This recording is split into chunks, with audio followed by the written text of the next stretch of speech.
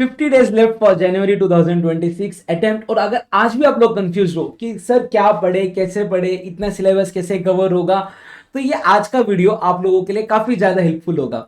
Hello दोस्तों, मैं हूं सीए करण सतीजा और मैं लेके आया हूं आप लोगों के लिए अगले 50 डेज का एक ब्लूप्रिंट जो मैंने खुद ने फॉलो किया है, मैंने मेरे स्टूडेंट से फॉलो किया है एंड जिससे इफेक्टिव अपने को रिजल्ट मिला है। प्लान एकदम सिंपल रहेगा, क्लियर रहेगा और आपका रिजल्ट ओरिएंटेड प्लान रहेगा ये आप। दोस्तों, जब मैं सीए इंटर का एग्जाम दे रहा था, ये लास्ट के 50 डेज मेरे लिए बहुत ही ज्यादा क्रूशियल थे एंड मैं बहुत ज्यादा डर गया था इन 50 डेज में। कई सारे अलग अलग थॉट्स मेरे भी माइंड में आते थे। इतना बड़ा सिलेबस है, क्या ये मेरे से कवर होगा? क्या क्या मेरी रिवीजन ठीक से हो पाएगी? क्या क्या मेरा मॉक राइटिंग ठीक से हो पाएगा क्या नहीं?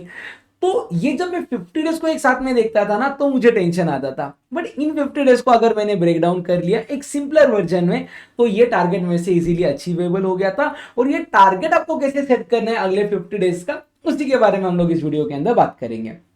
सबसे फर्स्ट एंड फॉरमोस्ट थिंग, मैं इस वीडियो के अंदर आपको ये नहीं सजेस्ट करूंगा कि आपने सिंगल ग्रुप देना चाहिए या बोथ ग्रुप देना चाहिए, क्योंकि आज का टाइम तक आप सभी लोग एक माइंड बना चुके रहोगे सिंगल ग्रुप देना है या बोथ ग्रुप देना है। मैं आप लोगों को बताऊंगा कि आपका अप्रोच कैसा रहना चाहिए जनवरी 2026 के अटेम्प्ट के लिए।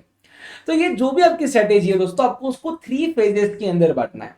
फेज 1 जो चलेगा आपका फर्स्ट 20 डेज के लिए, सेकेंड फेज रहेगा आपका 21 से लेकर 14 डेज के लिए, और लास्ट रहेगा आपके लास्ट के 10 डेज फॉर योर एग्जाम। तो जो आपका फेज 1 है, फाउंडेशन फेज, जो 1 से लेकर 20 डेज तक चलेगा, सबसे फर्स्ट एंड फॉरमोस्ट आप लोगों को आपके कोर्स सब्जेक्ट को एटलीस्ट 90% इसके अंदर कंप्लीट करना है। देखो, आप सिंगल ग्रुप दो या बोथ ग्रुप दो, ऐसा पॉसिबल नहीं है कोई भी स्टूडेंट के लिए उसके लिए हर एक सब्जेक्ट उसकी स्ट्रेंथ रहे। ऑफकोर्स सबकी अपनी अपनी वीकनेसेस है, बट आपका सबसे पहले टारगेट होना चाहिए कि जो आपका कोर सब्जेक्ट है, फिर वो कोई भी सब्जेक्ट हो, आपका एटलीस्ट 90% वो यहाँ पे कंप्लीट हो जाना चाहिए। सेकेंड बात, आप लोग फोकस करोगे जो सब्जेक्ट आप लोगों को डिफिकल्ट लगते हैं, या तो राइटिंग में लिखते रहिए, या तो सॉल्विंग में, या तो कोई कंसेप्ट समझने में, तो don't rush to complete 100% of that syllabus. अगर 100% नहीं भी हो रहा है तो टेंशन लेना मत। आपको मिनिमम क्या करना है ना, 70% उसको यहाँ पे कंप्लीट करना मैंडेटरी है आप लोगों के लिए, उतना कंप्लीट कर लो। थर्ड पॉइंट का आप लोग ध्यान रखोगे कि single subject every day is a big no. बहुत ज्यादा मोनोटोनस हो जाता है, आपको एक दिन में एक सब्जेक्ट कभी नहीं पढ़ना है, आपको सब्जेक्ट स्विच करते रहना है। बट हाँ, मैक्सिमम आप लोगों को एक दिन में 3 ही सब्जेक्ट करने, आप 4 सब्जेक्ट कभी करना मत, उससे आपका रिटेंशन में ज्यादा प्रॉब्लम होगा। तो आइडियली आप लोगों ने पर डे क्या करना चाहिए, 2 से लेकर 3 सब्जेक्ट ही पढ़ने चाहिए। मोस्ट प्रेफरेबली 3 सब्जेक्ट्स अपने पर डे करने चाहिए, जिसके अंदर आप लोग कोई भी कॉम्बिनेशन ले लो, बट मेक श्योर एक प्रैक्टिकल और एक थ्योरी सब्जेक्ट होना चाहिए। दिन में पूरे थ्योरी कभी नहीं होने चाहिए, दिन में तीनों प्रैक्टिकल भी नहीं होने चाहिए। थ्योरी और प्रैक्टिकल का जो अप्रोप्रिएट कॉम्बिनेशन है आप लोगों के हिसाब से, वो आप लोग फॉलो करो। और अगर आपको कंफ्यूजन है कि सर कौन से दिन पे क्या पढ़ना है, तो आप कमेंट करके बताना कंफ्यूजन, और मुझे बता देना आप सिंगल ग्रुप दे रहे हो, बोथ ग्रुप दे रहे हो, या कौन सा ग्रुप दे रहे हो। मैं आप लोगों के लिए इंडिविजुअल डे वाइज प्लान यहाँ पे बना के दे दूंगा। ये हो जाएगा आपका फर्स्ट प्लान। सेकेंड जो फेज रहता है आप लोगों का, ये रहता है आपका रिवीजन फेज, और ये आप लोगों के लिए सबसे इंपॉर्टेंट फेज है। आपको ये फेज के अंदर ट्राई करना है कि अगर आप लोग बोथ ग्रुप दे रहे हो, तो एटलीस्ट आपको 1 मॉक टेस्ट देना है हर एक सब्जेक्ट का, मिनिमम 1। और अगर आप लोग सिंगल ग्रुप दे रहे हो, तो आप लोग ट्राई करना कि एटलीस्ट 2 मॉक पेपर तो भी आप ये रिवीजन वाले फेज के अंदर दे दो। सबसे मेन बात ये हो जाएगी, जब आप लोग मॉक दोगे तो आपको एग्जैक्टली ये समझ में आएगा कि मेन स्टडी के टाइम पे आपका मिस्टेक क्या था, जिसके लिए आप लोग मेंटेन करोगे अपना एक मिस्टेक नोटबुक अलग से, उसके अंदर सारे मिस्टेक्स को आप लोग नोट डाउन कर लेना, जो बार बार आप जब पढ़ोगे कि आपने क्या गलती की थी, तो वो गलती आपकी एग्जाम के अंदर रिपीट नहीं होगी। थर्ड पॉइंट, आप लोगों को लास्ट डे रिवीजन के पॉइंट इसी रिवीजन के अंदर बनाने हैं। सारे जो जो इंपॉर्टेंट क्वेश्चंस है लास्ट डे बिफोर एग्जामिनेशन आपको पढ़ने, क्वेश्चंस हो गए, कंसेप्ट हो गए, वो सभी आपको यहाँ पे मार्क करके रखना है। Fourth point, time bound writing practice आपको करना है। हर एक पेपर के अंदर आपका जो क्वेश्चन नंबर 1 रहता है, जो कि कंपलसरी क्वेश्चन रहता है और लेंथी वाला क्वेश्चन रहता है, आप ट्राई करना डेली उसको, एक कोई भी सब्जेक्ट का क्वेश्चन को, जो एक टाइम फ्रेम है 20-25 मिनट्स का, रादर एग्जाम, अगर मैं एकदम प्रिसाइज होकर बोलूं तो 18 मिनट्स का जो स्लॉट है, उसके अंदर आपका ये आंसर लिख के होना चाहिए। ये आप लोगों का फोकस है। ऑफकोर्स रिवीजन करना, ये तो आपकी इसके अंदर प्रायोरिटी रहने ही वाली है। उसके साथ आपको क्या करना है मैंने यहाँ पे बता दिया। जो थर्ड फेज रहता है वो आप लोगों का, वो बचता है लास्ट में आपका एग्जाम वाला फेज। इसके अंदर सबसे इंपॉर्टेंट पॉइंट बच्चों, आपको सिर्फ रिवीजन करना है, आपको कोई भी नया कंसेप्ट पढ़ना नहीं है। नो मैटर व्हाट, कोई भी कंसेप्ट हो, आपको वो लास्ट 10 दिन के अंदर लेना ही नहीं है। देखो जितना आपने पढ़ा है उसके भरोसे आप लोग पास हो जाओगे। अगर ये 10 दिन के अंदर आपने नया कंसेप्ट उठाया जो आप लोगों ने पहला पढ़ा था, उसकी वजह से आपका कॉन्फिडेंस कम हो जाएगा अगर आपने न्यू टॉपिक को उठाया तो। Second point, only exam questions and important questions आपको ये लास्ट 10 के दिन के अंदर करने हैं। प्रीवियस ईयर क्वेश्चन हो गया, एमटीपी हो गया, आरटीपी हो गया, आप इसके ऊपर फोकस करना। आप कॉम्प्लिकेटेड क्वेश्चंस को यहाँ पे सॉल्व मत करते जाना, सारे क्वेश्चंस को सॉल्व मत करना, प्रैक्टिकली पॉसिबल नहीं है सब सॉल्व होना।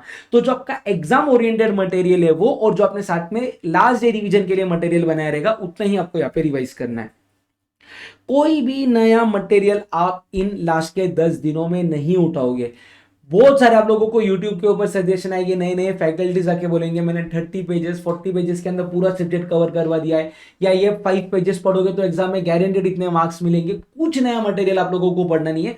जो आपने अभी तक 40 डेज के अंदर पढ़ा हुआ है, बस उसी मटेरियल के ऊपर आपको स्टिक रहना है। और सबसे इंपॉर्टेंट, 1 पास्ट पेपर डेली आपको 1 से 1.5 घंटे के अंदर सॉल्व करना है। बाय सॉल्विंग में ये नहीं बोल रहा हूं पूरा प्रेजेंटेशन के साथ सारा लिखो, स्क्रिबल कर लो, रीड कर लो, रिपीटेड क्वेश्चन है उसको इग्नोर कर दो, कोई डिफिकल्ट क्वेश्चन लग रहा है उसको वहां पे लिखो, बट डेली आपका 1 से लेके 1.5 आवर आपके प्रीवियस एग्जाम के जो क्वेश्चन पेपर है वो सॉल्विंग के अंदर जाना ही चाहिए। आपको सर्टन मिस्टेक्स को यहाँ पे अवॉइड करना है। सबसे पहली मिस्टेक जो स्टूडेंट करते हैं, न्यू नोट्स पे शिफ्ट करना है इनके 10 डेज में। किसी फ्रेंड के बोलने पे, किसी फैकल्टी के बोलने पे, किसी यूट्यूब सब्सक्रिप्शन या यूट्यूब पे वीडियो देखने से या टेलीग्राम पे नए नोट्स मिलने से अगर आप लोग शिफ्ट करोगे तो बहुत बड़ा ब्लंडर होगा। कोई भी नए मटेरियल के ऊपर आपको शिफ्ट नहीं होना है। सेकेंड, आप लोगों को पूरा दिन थ्योरी कभी भी नहीं पढ़ना है, मोनोटोनस हो जाएगा, दिक्कत आ जाएगी। थ्योरी को हर बार प्रैक्टिकल के साथ मिक्स ही रखना है आपको। सबसे मेन बात सर, सोशल मीडिया से दूर रहो। हर एक फैकल्टी, हर एक नया बंदा यहाँ पे यूट्यूब पे आके अपने आप को सेल करने के लिए जा रहा है। वो रोज कोई ना कोई नई वीडियो आप लोगों के लिए लेके आएगा जो एग्जाम से रिलेवेंट नहीं है। हाँ, अगर आपने डे 1 से किसी भी फैकल्टी को फॉलो किया, किसी के रिवीजन वीडियोस देख के अगर आप लोगों की मदद हो रही है, डेफिनेटली उस फैकल्टी को आप लोग फॉलो करो। बाकी आप लोगों को सोशल मीडिया से दूर रहना है। कहीं आपके फ्रेंड्स घूमने जा रहे, कोई आपकी दोस्तों की शादी हो रही है, कहीं आपके घर वाले घूमने जा रहे, कोई कपल बॉयफ्रेंड गर्लफ्रेंड कैफे में जाके कॉफी पी रहे जिससे आप लोग डिस्ट्रैक्ट हो रहे हो, इन सब बातों से आप लोगों को दूर रहना है। अगला पॉइंट, न्यू फैकल्टी को कभी बिंज वॉच मत करना। बहुत सारे मैराथन्स वगैरह आ जाएंगे, नए नए फैकल्टीज के आएंगे, 10-12 आवर्स के अंदर पूरा चैप्टर कंप्लीट करवा के देने वाले रहेंगे, आप उनको फॉलो मत करना। जो भी आपने स्टडी मटेरियल को पहले पकड़ा हुआ है, अगर आप उससे कॉन्फिडेंट हो, जिससे आपने क्लासेस लिए उससे कॉन्फिडेंट हो, बस उसी के ऊपर स्टिक रहना। फिर नो राइटिंग प्रैक्टिस करना, ये सबसे बड़ी एक मिस्टेक है। आप लोगों को कंसेप्ट कई बार पूरे कंप्लीट आते हैं, आप लोगों को ओरली पूछो तो आप लोगों को बोलते भी आएगा, बट वो आंसर को लिखते नहीं आएगा। ये सबसे बड़ा प्रॉब्लम है स्टूडेंट्स के साथ। तो इन लास्ट 50 डेज के अंदर इंश्योर करना आप लोग बहुत ज्यादा राइटिंग प्रैक्टिस करो। अगर प्रॉपर आंसर लिखने का टाइम नहीं भी मिल रहा है, अगर आप लोगों का सिलेबस कंप्लीट नहीं हो रहा है, आप लोग पूरा आंसर नहीं लिख सकते हो, स्क्रिबलिंग करना मैंडेटरी। आप लोगों को डेली स्क्रिबलिंग करते रहो, ठीक है। कुछ प्रो टिप्स जिससे आप लोगों को ज्यादा बेनिफिट होगा। सबसे पहली बात है 50 student. What is 50 student?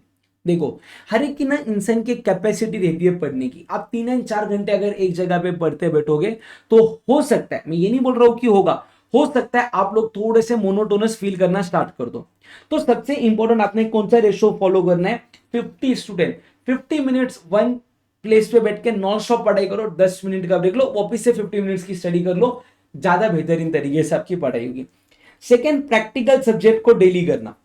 Yes, practical subject में आउट ऑफ मार्क्स मिलने के चांसेस ज्यादा रहते हैं। मार्क्स ज्यादा मिलने के as compare to theory subject की प्रोबेबिलिटी भी ज्यादा रहती है। तो आप लोगों को प्रैक्टिकल सम्स को डेली सॉल्व करना है। एक तो आपका मूड भी रिफ्रेश रहेगा उसकी वजह से, और दूसरा आपके स्कोरिंग के ऊपर ज्यादा अच्छा इंपैक्ट आएगा। फिर थर्ड पॉइंट आता है वीकली रिवीजन करना। जो भी आपने 6 या 6.5 दिन के अंदर पढ़ा है, हफ्ते में एक दिन इंश्योर करना वो पूरे सब्जेक्ट का जो पूरा वीक का आपका रिवीजन हुआ है, जो स्टडी हुआ है, उसको रिवाइज आपने हर वीक में करना है। फिर आता है टैक्स और ऑडिट, ये सब्जेक्ट को डेली करना। अगर आप सिंगल ग्रुप दे रहे हो, ग्रुप 1 में टैक्स एंड ग्रुप 2 में ऑडिट, ये सब्जेक्ट आपका डेली 1 आवर तो भी रिवाइज होना चाहिए। रीजन बीइंग, टैक्स के अंदर आपका क्वांटम ज्यादा है, ऑडिट के अंदर लैंग्वेज डिफिकल्ट है। तो ये दो सब्जेक्ट आप लोगों ने डेली पढ़ने ही पढ़ने, आपके पास दूसरा ऑप्शन नहीं है। लास्ट में आता है आपका एग्जाम ओरिएंटेड अप्रोच रहना चाहिए डे 1 से। देखो, आप लोगों को अभी का टाइम पे प्रायोरिटी है आपके एग्जाम्स को क्लियर करना। जो बाकी का नॉलेज लेना था वो आप लोगों ने ड्यूरिंग योर लेक्चर्स ले लिया। तो अभी से आपका फोकस सिर्फ एक ही बात पे रहना चाहिए कि एग्जाम के अंदर आप मैक्सिमम मार्क्स को कैसे स्कोर कर पाओ। तो एग्जाम ओरिएंटेड अप्रोच आप लोगों का डे 1 से रहना चाहिए। क्लियर है यहाँ पे? चलो, अगर आप लोग सच में जेन्युइनली जनवरी 2026 के अंदर अगर आप लोग क्लियर करना चाहते हो एक का एग्जाम्स, तो ये 50 डेज का जो एक सीरीज स्टार्ट किया मैंने आप लोगों के लिए, ये आप लोगों को गारंटेड एग्जाम के अंदर पास करवाने में मदद जरूर करेगा। एक छोटा सा काम कर दो, खाली आप लोग कमेंट कर दो 50 डेज लॉक, यानी कि मुझे भी मोटिवेशन मिलेगा कल नई वीडियो लेके आने के लिए आप लोगों के लिए। और अगर आप चैनल पे नए हो तो सब्सक्राइब करो, क्योंकि 50 डेज तक ऐसे ढेर सारे वीडियोस आप लोगों को मिलने वाले। कल के वीडियो के अंदर मैं आप लोगों को ये बताऊंगा कि अपने आपका स्टडी की एफिशिएंसी को कैसे बढ़ाना है। तो चैनल पे नए हो तो सब्सक्राइब करो, लाइक करो, और आपके फ्रेंड्स के साथ ये वीडियो को शेयर जरूर करना। See you guys on YouTube tomorrow, bye bye.